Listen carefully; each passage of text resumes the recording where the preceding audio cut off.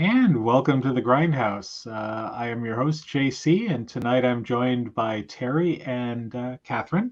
So Mike, GM Mike, is on vacation, so that's another thing. And apparently, Chicago is going through the internet apocalypse. Well, actually, Pat has no internet, but I'd like to at least make it sound like it's a cool reason why. So It's too yes. cold for zombies up there, so it's got to be something else. No, it's actually those roving bands of like internet eating demons that climb up on the poles and suck the bandwidth directly from the cable lines. Oh And yeah, we get that sometimes.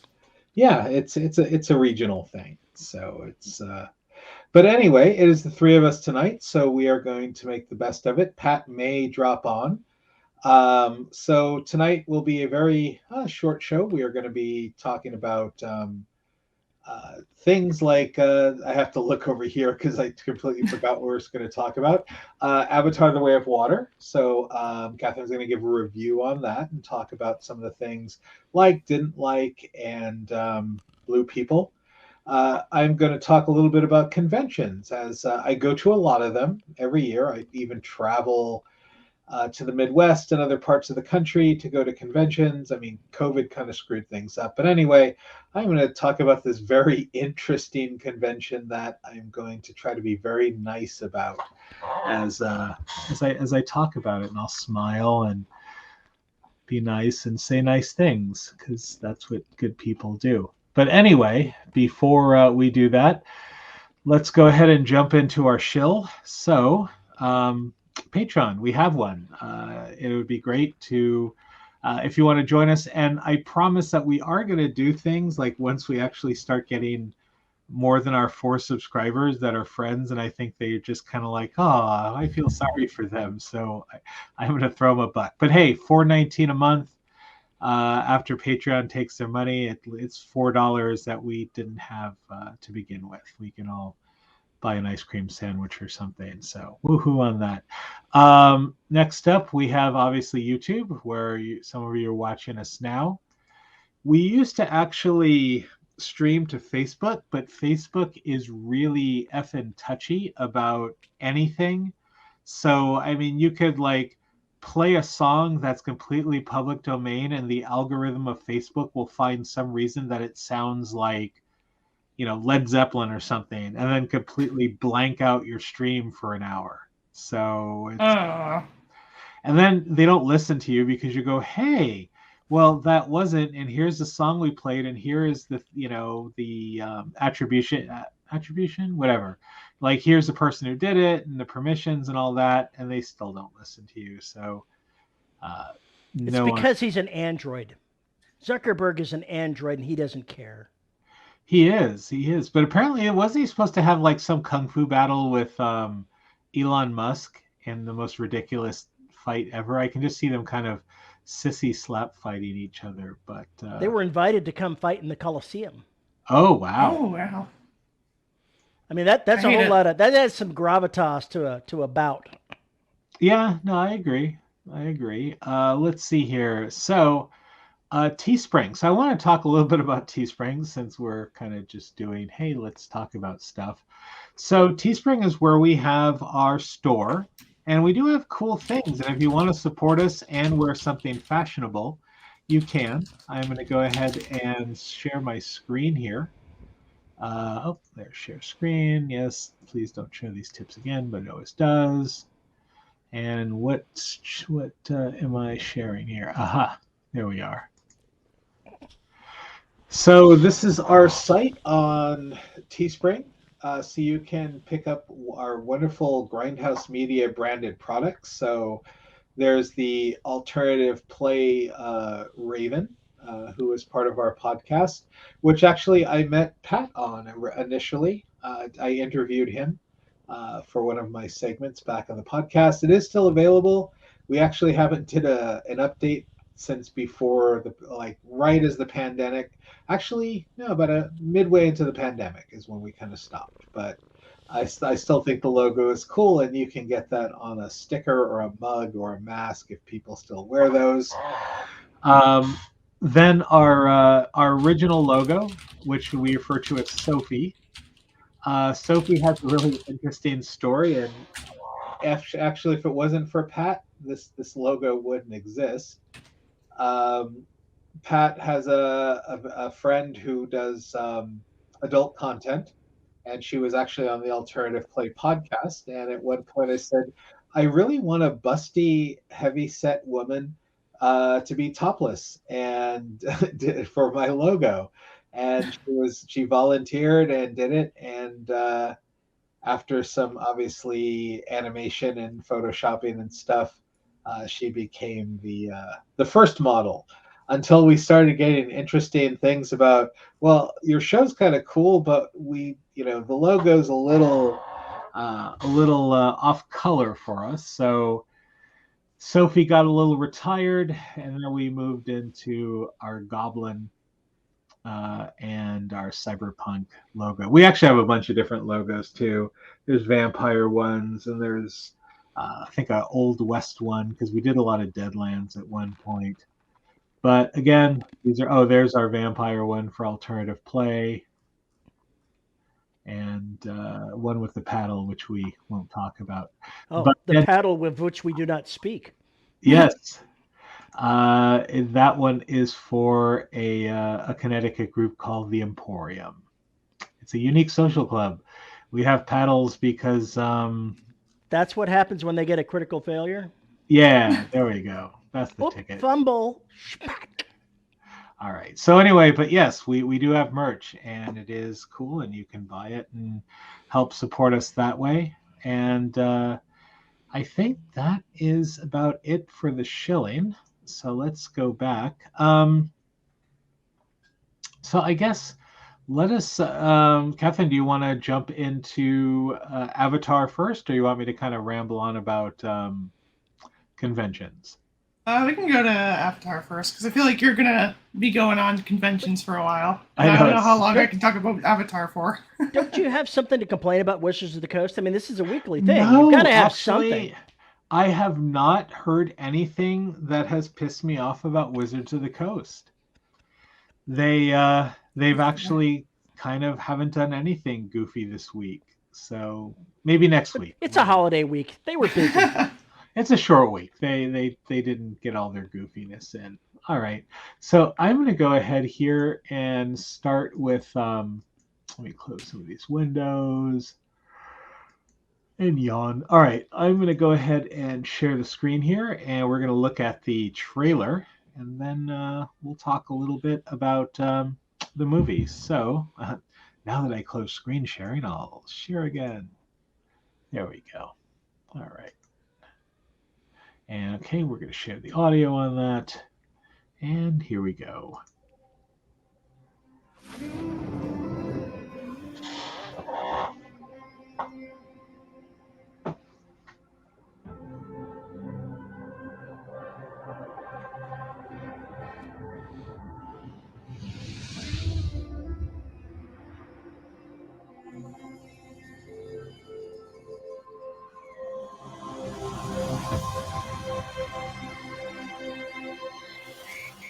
Dad, I know you think I'm crazy.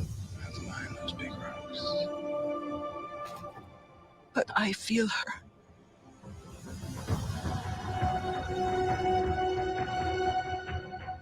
I hear her heartbeat. She's so close.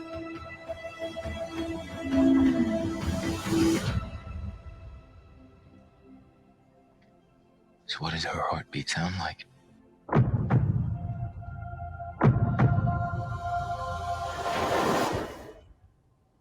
Mighty.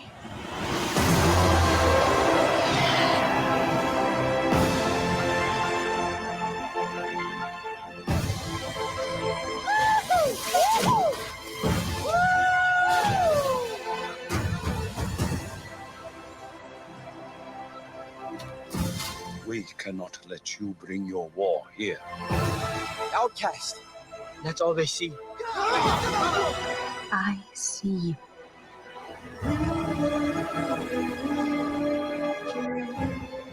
The way of water connects all things. Before your birth, And after your death, This is our home! I need you with me. And I need you to be strong.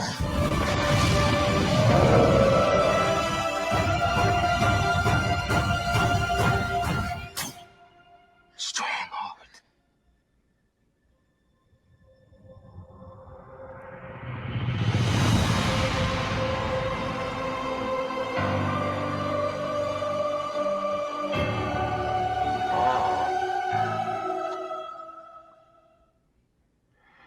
All right. That was definitely special effects porn. I mean, that Oh, just yeah. honestly, like, I'm just looking at that going, all right, it didn't look like there was much of a story, but it looks like you would just go and do some sort of illicit drugs and stare at the screen blankly for 2.5, 3 hours, because I'm sure it was very long. So I have a few things to talk about with that. And I am going to talk about spoilers.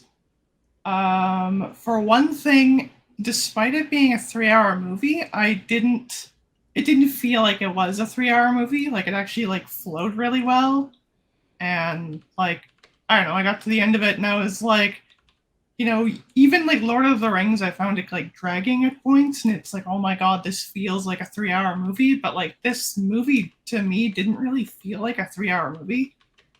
And I don't know, I guess just like because of how it was paced and stuff. But and as for its special effects, it's like definitely focused on that. Like, that is a huge part of it.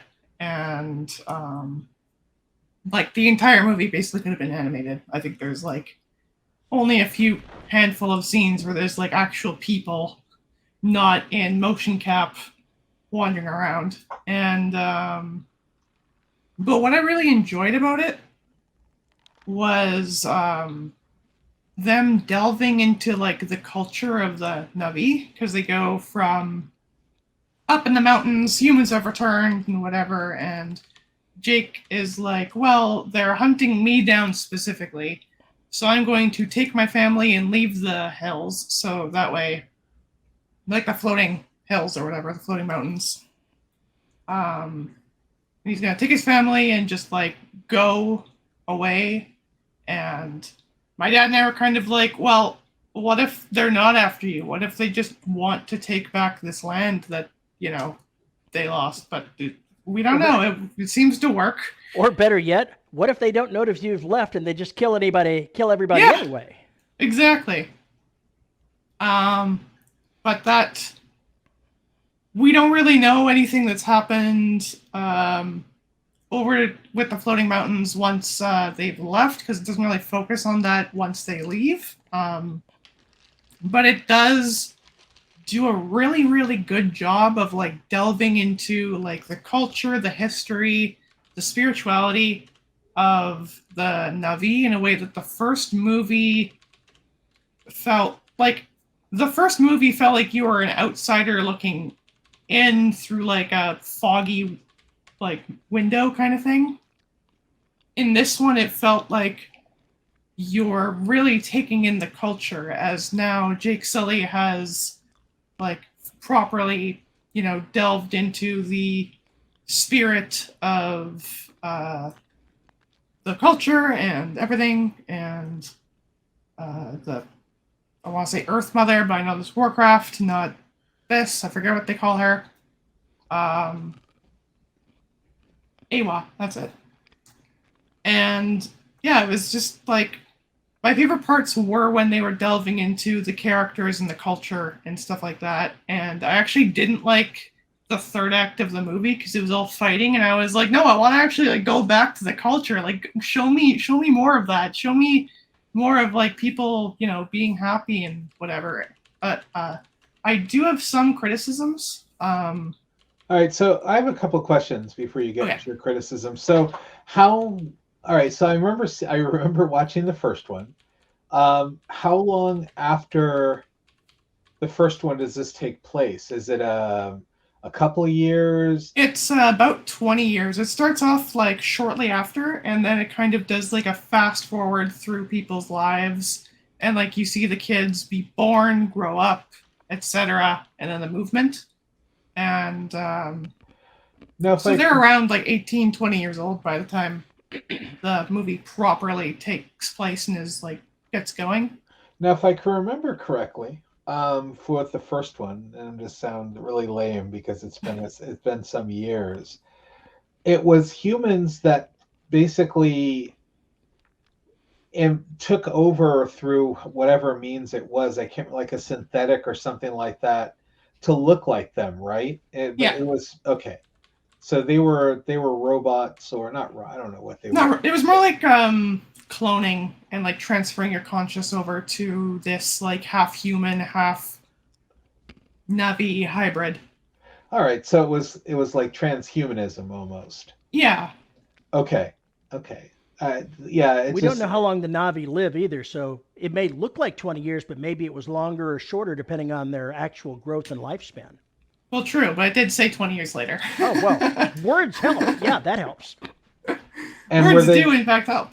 And were they the same characters from the first movie, or were they a different set of characters? So it keeps Jake Sully and his wife, who I can't remember because I can never remember names.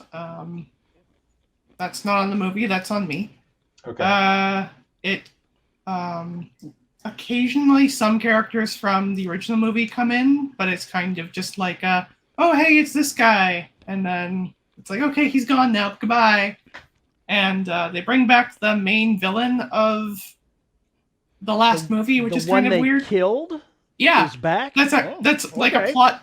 But like, unlike Palpatine is back somehow, we don't know how.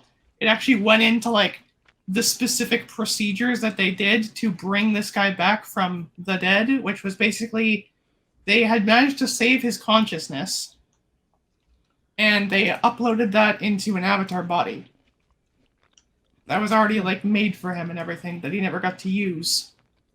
And so that's basically just how they did that. And well, then everybody needs a hobby, then you can kill him off again. So get two for the price of one. Yeah. He didn't have memories of his... I forget when exactly the cutoff for his memories were, whether they were at Pandora or not at Pandora yet. But he seemed to know who Jake Sully is, but it seemed to be more of a... like... debriefing of who he was rather than like him actually knowing, but I could be mistaken. He ended up finding his own corpse. And that's actually the skull that you see him crushing is his own skull. So what were some of the things that was, I don't know, were irritating for you? Because I know, before I cut you off. So they brought in a character who they called Spider, who is like this child of the bad guy from the previous movie, despite never mentioning him before in that movie. And at one point, or at one side, like that does kind of give the idea of like characters having lives outside of what you see, but at the same time, that feels like a very important thing to share. Is like, the main villain having a child on this bizarre planet. How was the child conceived? Who is the mother? Because according to the movie's own lore, children cannot go into cryosleep. Like, that's the reason why he's still on the planet, is because they couldn't put him in the cryosleep. And so they, and like a small band of scientists who are allowed to stay, basically, kept him and like raised him. And he wandered out. He was quote unquote like a stray cat, always playing with Jake's kids. And he'd like just kind of show up and then start playing with them, no matter like what he tried to get away from or whatever. It's like he'd always be there. And it was cute, but I was kind of just always like, why the hell, where did you come from? What was another criticism? That's really a good instance of Deus Ex Machina, where you're just inserting the hand of God into the story to just make the change that you need made without saying to the audience, it's not like a Deus Ex Machina where it's like, oh, we're using this character to like make them the godchild and they're the main character now and they have superpowers or something like that. Or giving him superpowers out of nowhere. But one thing that did confuse me is that, like, he is very feral. Like, he even has, like, his body painted and stuff like that. Like, painted to not be completely blue, but he has, like, blue stripes painted on or tattooed on. And, like, at one point, his dad captures him, and one of the scientists is like, he's completely feral. But meanwhile, a few chapters ago, we saw this kid, like, he clearly grew up with other humans who are scientists, like, in a lab kind of thing. And, like, sure, he, interacted with the Na'vi a lot, but it's not like he was 100% living in the wilds and whatever. And he also had to wear, like, the mask all the time because it didn't breathe the atmosphere. And so it's like, is he feral? He's just a goth, alien goth. Pretty much. There was a plot point that the trailer brought up that wasn't actually very relevant, which kind of annoyed me because it was with my favorite character. So there's 4 children, which, again, the trailer doesn't really do a good job of, like, showing how many kids are in this movie because it's like it's jumping between when they're kids and when they're adults and, like, the one kid who's still actually a kid and everything. And, like, seeing the trailer, I was like, I have no idea who any of these people are because it keeps jumping around and I don't know who's what age and what time and whatever. But one of the characters is the bastard child of the scientist lady from the previous movie who died. And they have no idea how she was conceived because it was in her, like, avatar body. Like, her avatar body was pregnant and gave birth to this child. And Jake raised her as his own. And, like, as the trailer showed, she has, like, a connection to Awa. And halfway through the movie, she meets, like, the world tree, basically, of that area, which is, like, this underwater, big aquatic tree, and it's really cool looking. And she plugs into it, and she sees her mom, and it's actually a really touching moment. Like, it's a really great moment. And then the mom screams, and she's pulled out of it and has a seizure. And it's revealed that she has epilepsy, and the one human scientist from the previous movie, who was, like, the guy with the shaggy hair and, like, kind of weird beard looking thing, he shows up, and he's like, yeah, she has epilepsy, and, she can't connect to the tree anymore because she might have a seizure, and that will kill her if she's underwater. Or that probably would kill her. It was, like, a miracle that she survived this at all because she was underwater when this initially happened. And he's, like, saying how the reason why she's able to connect to Awa is probably not because she's actually connecting to Awa, but because that's just a symptom of epilepsy. And it's like, oh, and then it never touches that again. It's just halfway through the movie this happens, and it's a big event, and then nothing comes of it throughout the rest of the movie.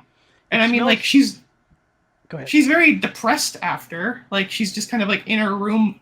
It's like a hut, like, supposed to be outdoors, so it's not really a room, but it's, she's in her hut all the time, kind of curled up and whatever. But, like, she's only mopey like that for maybe 30 minutes of the movie before going back to exploring the ocean and everything. And it just felt very irrelevant. It smells like something ended up on the cutting room floor. Yeah. And the ending... So the ending of Avatar 1 did actually wrap up, and it did, like, make you want more, but it was a contained story. Like, it was clearly, like, this could end here and everything would be fine. They don't need a sequel. This one doesn't necessarily end on a cliffhanger, but does end with, like, a stare at the camera, there will be a sequel. And so it kind of, yeah. That's all right. I can wait another 23 years for it. Right? Yeah, Or is this one gonna be? Yeah, Cat fight, cat fight. I don't know. I feel they should have. I don't know. I mean, would you say it was a cash grab more than a sequel, or was it Oh no, kind I'd of? say there was like definitely heart and soul in this, but I'd definitely say that the first half of the movie has a lot more heart and soul than the second half. I haven't seen the second one, but from everything that I've heard about the entire franchise, I think that these movies are happening, even though it's been 20 years, is more because of James Cameron's hubris than anything else. His ego is driving it. I could see that. Because, like, these are very innovative movies for the technology that they use. But it's also like, it's almost like someone described them as a tech demo. And while I wouldn't go that far for the second movie, because maybe I just haven't seen it 3 times yet. But I did really enjoy the second movie, even with its flaws. And there was one other complaint I had, and this is like a major spoiler. But there's 4 kids. There's the youngest daughter. There's the daughter of the scientist who is like she's the second oldest. Then there is the younger brother who's like kind of that maverick type that like jumps into danger and is always looking for trouble. And then there's like the oldest brother who is like the daddy's boy, perfect soldier kind of thing. And 3 of the 4 characters get a lot of character development. Like even the young kid gets like a good bit of character development. And the oldest brother gets like none. And he's the one who dies in the end. And it's like, oh, well, I felt almost nothing towards this guy except the fact that he is the oldest brother. So that's a bit disappointing. It's sad, but unfortunately, people with lots of money occasionally do things where they don't really tell a story. They're just meandering along, and it's sad. Mm-hmm. And like there are definitely stories within this movie. And one thing that I found really interesting is that the more aquatic Navi felt almost like, I don't know if they're like, if I'd quantify them as a like a different ethnicity, or if it's more like a different race, like the equivalent of Neanderthal versus Homo sapien. But because like they do have like different anatomy. Like one has like more of a fish tail. The standard Navi that we know have more of a cat tail. But it's like, it was interesting to see that kind of like difference in appearance. And one of the interesting things that the trailer kind of showed, but only kind of brushed over, was one of the like reasons why the kids are having a hard time was because Navi only have 3 fingers. But the kids have 4 fingers, which they inherited from Jake. And so they get like bullied because it's like, oh, they're half-breeds, oh, they're half-demons. So And I'd say, you know what you can do with 4 fingers instead of 3? You can eat a fish sandwich. One guy did that. He was like, oh, do you want to see what my fingers can do? Like they can do this. And then he just punches a guy in the face, and it's like, okay, that's pretty good. I'm all aboard with that. yeah, so I mean, and is this still in the theaters, or is this? I saw it at home Okay. on my Ultra 4K TV. All right, so it's something.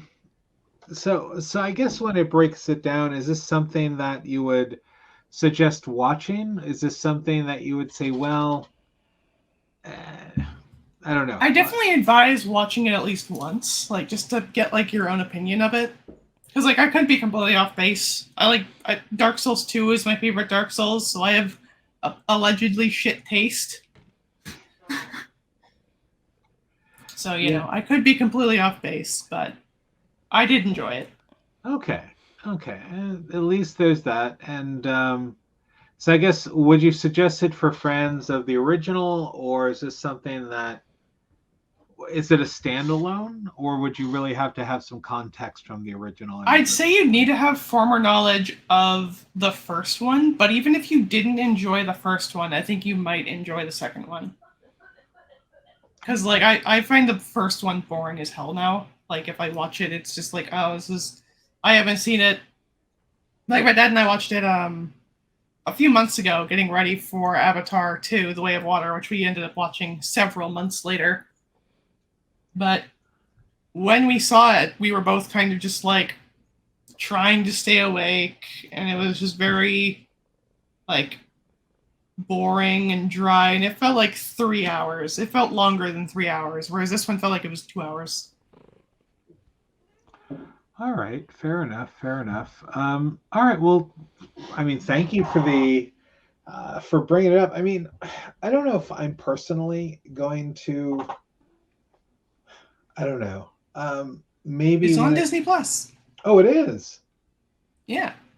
All right, so maybe I have to give it a gander. I like the first one. I have to say, like, and I think I don't know if I kind of mentioned, but it definitely felt like Pocahontas in space. That's still kind of where I'm at with the first one. It was overly beautiful. It was eye candy. It felt, it was amazing to watch, but ultimately it ran itself short. So, I mean, I guess I'm going to go with, if you like the first one, I'm going to say watch the second one just to kind of, give your own, I don't know, to give your own 2 cents on it. But I'm just not inclined to watch the second one. The first one Fair. was meh, and the second one, like, it's been 20 years. Do I really care? No.